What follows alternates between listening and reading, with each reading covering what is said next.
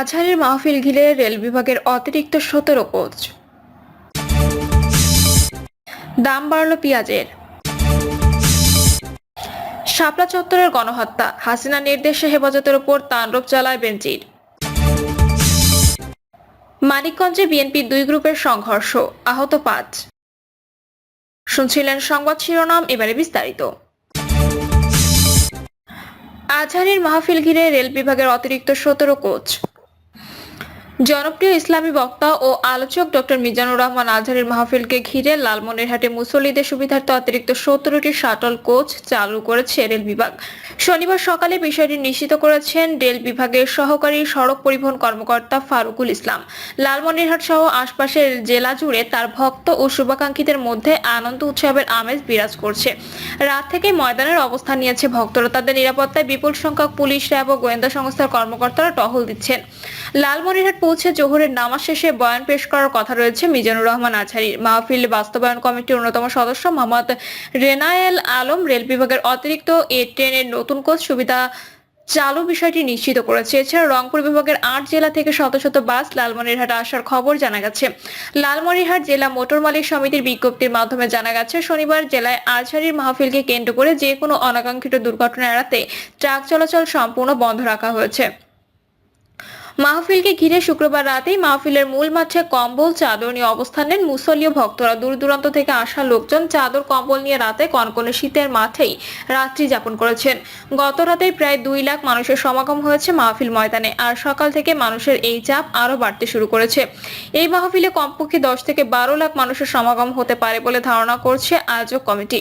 মূল প্যান্ডেল ছাড়াও মোট ৫টি মাঠ প্রস্তুত রাখা হয়েছে। মাহফিল ঘিরে তৎপর লালমনিরহাটের আইন শৃঙ্খলা বাহিনী। নিরাপত্তা নিশ্চিত করতে আনসার, পুলিশ, র্যাব ও সেনাবাহিনী সহ রয়েছে আয়োজকদের স্বেচ্ছাসেবকের বিশাল কর্মী বাহিনী। ইসলামিক সোসাইটি লালমনিরহাট নামের সংগঠনের ব্যানারে মাহফিলটির আয়োজন করা হয়েছে। আয়োজকরা জনসমাগম বিবেচনা করে দর্শকদের জন্য ৪টি মাঠ প্রস্তুত করেছে। ইসলামিক সোসাইটি লালমনিরহাট আয়োজক ঐতিহাসিক এ মাহফিলে সভাপতিত্ব করেন বিশিষ্ট ব্যবসায়ী আব্দুল হাকিম ও প্রধান অতিথি হিসেবে উপস্থিত থাকবেন জেলা বিএনপির সভাপতি ও সাবেক উপমন্ত্রী অধ্যক্ষ আসাদুল হাবিব দুলু। লালমনিরহাট পুলিশ সুপার তরিকুল ইসলাম বলেন, মিজানুর রহমান আজহারীর মাহফিলে জননিরাপত্তা নিশ্চিত করতে প্রস্তুত রয়েছে আনসার, পুলিশ, র্যাব সহ সেনাবাহিনীর সদস্যরা। আয়োজকদের নিজস্ব স্বেচ্ছাসেবক থাকবে প্রায় ৫,০০০। দাম বাড়ল পেঁয়াজের। সপ্তাহের ব্যবধানে বাজারে পেঁয়াজের দাম কেজিতে ১০ থেকে ১৫ টাকা বেড়েছে।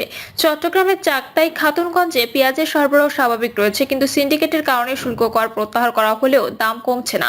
আমদানিকারকরা অতিরিক্ত দামে চাকতাই খাতুনগঞ্জ পাইকারদের পেঁয়াজ বিক্রি করছে। এ কারণে পাইকাররা খুচরা ব্যবসায়ীদের কাছে বেশি দামে বিক্রি করছে। আমদানিকারকরা কোনো কারণ ছাড়াই পেঁয়াজের দাম বাড়িয়েছে। এক সপ্তাহের ব্যবধানে নগরের খুচরা বাজারে প্রতি কেজি পেঁয়াজ ১০ থেকে ১৫ টাকা বেশি দামে বিক্রি হচ্ছে। শুক্রবার দেশি পেঁয়াজ প্রতি কেজি মানভেদে ৬০ থেকে ৬৫ টাকা এবং আমদানি করা পেঁয়াজ মানভেদে ৬৫ থেকে ৭০ টাকায় বিক্রি হয়েছে। পাইকারি বাজারে দেশি পেঁয়াজ বিক্রি হচ্ছে ৫৫ টাকার বেশি দামে। আমদানি করা পেঁয়াজ বিক্রি হচ্ছে ৫৫ থেকে ৬০ টাকা দরে। পেঁয়াজের আড়তদার কামরুল ইসলাম জানান, বিভিন্ন দেশ থেকে পেঁয়াজ আমদানি স্বাভাবিক থাকলেও আমদানিকারকরা পেঁয়াজের দাম বাড়িয়ে দিয়েছে। ফলে আড়তদারদের বেশি দামে পেঁয়াজ বিক্রি করতে হচ্ছে। দেশি পেঁয়াজের সরবরাহ মোটামুটি স্বাভাবিক রয়েছে।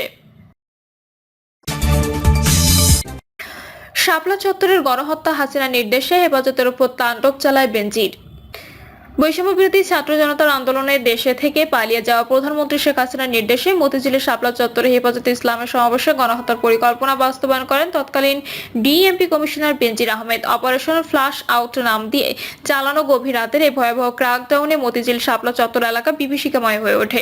এদিকে এই ঘটনায় হেফাজতে ইসলাম মামলা করায় আন্তর্জাতিক অপরাধ ট্রাইব্যুনাল বিষয়টিকে গুরুত্বের সঙ্গে নিয়েছে। ১৩ বছর আগে ঘটে যাওয়া নারকীয় এ ঘটনার সঙ্গে আইন শৃঙ্খলা রক্ষাকারী বাহিনী কারা, কিভাবে জড়িত এবং এর মাস্টারমাইন্ড কারা ছিলেন তা উদ্ঘাটন করতে পুলিশের কাছে বিস্তারিত তথ্য চাওয়া হয়েছে। জড়িতদের মধ্যে অনেকের নাম, পরিচয় এবং ওই রাতে তাদের কি ভূমিকা ছিল এ বিষয়ে ট্রাইব্যুনালে তথ্য আসতে শুরু করেছে। ইতিমধ্যে পাঠানো তথ্য অনেকের মুখোশ উন্মোচন হয়েছে। এ সংক্রান্ত তথ্য প্রমাণের অনুলিপি যুগান্তরের হাতে এসেছে। গত ৮ ডিসেম্বর ট্রাইব্যুনালের সহকারী পরিচালক এবং মামলার তদন্ত কর্মকর্তা ফতেহ মোহাম্মদ ইফতেখারুল আলম স্বাক্ষরিত চিঠিতে বলা হয়, ২০১৩ সালের ৫ ও ৬ মে সাবেক সরকারের বিভিন্ন বাহিনী, আওয়ামী লীগ ও অন্যান্য দলীয় নেতৃত্ব এবং সশস্ত্র ব্যক্তিরা পরিকল্পিতভাবে শাপলা চত্বর, মতিঝিল এবং এর আশপাশ এলাকায় ব্ল্যাক আউট করে জামায়াত হওয়া নেতাকর্মীদের উপর নির্বিচারে গুলিবর্ষণ করে এতে গণহত্যা, মানবতা বিরোধী অপরাধ সংঘটিত হয়। এ মর্মে প্রাপ্ত অভিযোগ আন্তর্জাতিক অপরাধ ট্রাইব্যুনালের তদন্তাধীন রয়েছে। এ সংক্রান্ত মামলা সুষ্ঠু ও যথাযথ তদন্তের স্বার্থে নিম্নবর্ণিত তথ্যাদি জরুরি ভিত্তিতে প্রয়োজন। জানতে চাইলে ফতহ মোহাম্মদ ইফতেখারুল আলম বলেন, যেসব তথ্য চাওয়া হয়েছে এর পুরোটা এখনো পাওয়া যায়নি, শিগগিরই হয়তো সব তথ্য এসে পৌঁছাবে। এক প্রশ্নের জবাবে তিনি বলেন, 5ই আগস্ট হাসিনা সরকার পতনের পর হেফাজতে ইসলামের পক্ষ থেকে ট্রাইব্যুনালে লিখিত অভিযোগ দায়ের করা হয়। এ সংক্রান্ত অভিযোগ তদন্তের স্বার্থে ট্রাইব্যুনালের পক্ষ থেকে সংশ্লিষ্টদের বিষয়ে তথ্য চাওয়া হয়। চিহ্নিত অভিযান সম্পর্কিত 8 ধরনের তথ্য চাওয়া হয়েছে। এর মধ্যে রয়েছে সমাবেশ ঘিরে ডিএপি নিরাপত্তা পরিকল্পনার সত্যায়িত কপি, অভিযানে ব্যবহৃত এপিসি অর্থাৎ armed personnel carrier, command vehicle ও রয়টকার চালকদের নাম, পদবি, মোবাইল নম্বর। এছাড়া অপারেশনে ইস্যুকৃত অস্ত্রের ধরন, গুলি, ব্যবহৃত গোলাবারুদের হিসাব এবং গুলিবর্ষণের ঘটনায় কোনো প্রশাসনিক তদন্ত হয়ে থাকলে প্রতিবেদনের সত্যায়িত কপি, এজাহার এবং পুলিশ রিপোর্টের কপি দিতে বলা হয়েছে। নির্ভরযোগ্য সূত্র জানায়, হেফাজতের সমাবেশে পুলিশ অভিযান চালানো হয় সম্পূর্ণ রাজনৈতিক সিদ্ধান্তে এবং এ বিষয়ে সিদ্ধান্ত নিতে রীতিমতো সরকারের উচ্চ পর্যায়ে বৈঠক হয়। ওই বৈঠকে উপস্থিত ছিলেন এমন এক পুলিশ কর্মকর্তা নাম প্রকাশ না করার শর্তে বলেন, ঘটনার আগে তৎকালীন মন্ত্রী ও আওয়ামী লীগের প্রয়াত সাধারণ সম্পাদক সৈয়দ আশরাফ নিজের সরকারের সর্বোচ্চ পর্যায়ের বার্তা নিয়ে ডিএমপি সদর দপ্তরে হাজির হন। সেখানে তিনি পুলিশ, বিজিবি, র্যাব ও গোয়েন্দা সংস্থার প্রধানদের নিয়ে রুদ্ধদ্বার বৈঠক করেন। এ সময় তিনি সহ উচ্চপদস্থ কর্মকর্তারা কয়েক দফা টেলিফোনে শেখ হাসিনার সঙ্গে কথা বলেন। তিনি জানান, সৈয়দ আশরাফের উপস্থিতিতে তৎকালীন ডিএমপি কমিশনার বেনজির আহমেদ পরিকল্পনা চূড়ান্ত করেন। পরে শেখ হাসিনাকে অভিযানের ছক সম্পর্কে বিস্তারিত জানানো হয়। সব শুনে তিনি অভিযান শুরু করতে গ্রিন সিগন্যাল দেন। এরপরই বিদ্যুৎ বিচ্ছিন্ন করে শুরু হয় সমন্বিত সাঁড়াশি অভিযান। এ সময় মুহুর্মুহু গুলি, কাঁদানে গ্যাসের শেল ও সাউন্ড গ্রেনেডের শব্দে হেফাজতের নেতাকর্মীরা দিক বিদিক ছোটাছুটি শুরু করেন।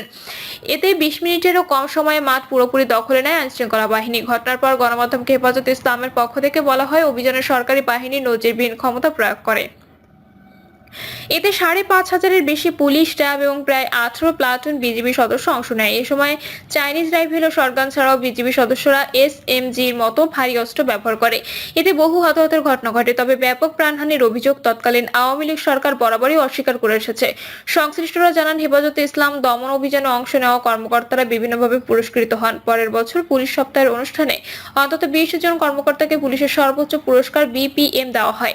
রাজারবাগ পুলিশ লাইন্সের জাঁকজমকপূর্ণ এক অনুষ্ঠানে শেখ হাসিনা নিজে তাদের পদক পরিয়ে দেন। এ সময় পুরস্কৃত কর্মকর্তাদের ছবি সহ তাদের কর্মকাণ্ডের ভূমিকা বর্ণনা করে বিশেষ বুকলেট প্রকাশিত হয়। হেফাজত জামায়াত দমনে বিশেষ কৃতিত্বের জন্য পদক পেলেন যারা শিরোনামে পুলিশ বাহিনী থেকে প্রকাশিত বুকলেটে সংশ্লিষ্ট পুলিশ কর্মকর্তাদের ভূমিকার কথা তুলে ধরা হয়। উল্লেখযোগ্য কয়েকজন ফিরিস্তির মধ্যে আলোচিত পুলিশ কর্মকর্তা হারুন রশিদ ওরফে ডিবি হারুন ছিলেন অন্যতম। তার সম্পর্কে বলা হয়, তিনি অত্যন্ত বুদ্ধিমত্তা, বিচক্ষণতার সঙ্গে স্বল্প সংখ্যক ফোর্স অফিসার নিয়ে হাজারো উশৃঙ্খল হেফাজত কর্মীকে কোনো রকম রক্তপাত তথা অপ্রীতিকর ঘটনা ছাড়াই মতিঝিল শাপলা চত্বর থেকে সরাতে সক্ষম হন। তিনি জীবনবাজি রেখে উগ্রপন্থী মৌলবাদী হেফাজত কর্মীদের আস্তানায় অবস্থানকারী আহমদ শফির সঙ্গে একাধিকবার ফলপ্রসূ আলোচনা করেন। এক পর্যায়ে ব্যক্তিগত টাকা দিয়ে বিমানের টিকিট কেটে এবং নিজের গাড়িতে করে আহমদ শফিকে বিমানবন্দরে নিয়ে যান এবং ঢাকা থেকে চট্টগ্রামের হাটহাজারী মাদ্রাসায় ফেরত পাঠান। হারুন ছাড়াও হেফাজতের ঘটনায় পদকপ্রাপ্ত হন সাবেক অতিরিক্ত IGP Mokhlesur Rahman, DMP commissioner Benazir Ahmed, highway রেঞ্জের সাবেক ডিআইজি আসাদুজ্জামান মিয়া, অতিরিক্ত কমিশনার আব্দুল জলিল মন্ডল, শেখ মোহাম্মদ মারুফ হাসান এবং পুলিশের বিশেষ শাখার তৎকালীন অতিরিক্ত ডিআইজি মাহবুল হোসেন। এদিকে ঘটনার 13 বছর পর এ বিষয়ে মন্তব্য জানতে চাইলে হেফাজতে ইসলামের মহাসচিব মাওলানা সাজেদুর রহমান বলেন, শেখ হাসিনা সহ 50 জনের বিরুদ্ধে 26শে নভেম্বর আন্তর্জাতিক ট্রাইব্যুনালে লিখিত অভিযোগ দায়ের করা হয়েছে। পাশাপাশি নির্ধারিত ফরম্যাটে মামলাও করা হয়। এক প্রশ্নের জবাবে তিনি বলেন, শাপলা চত্বরে পুলিশের অভিযানে হতাহতের সংখ্যা অনেক।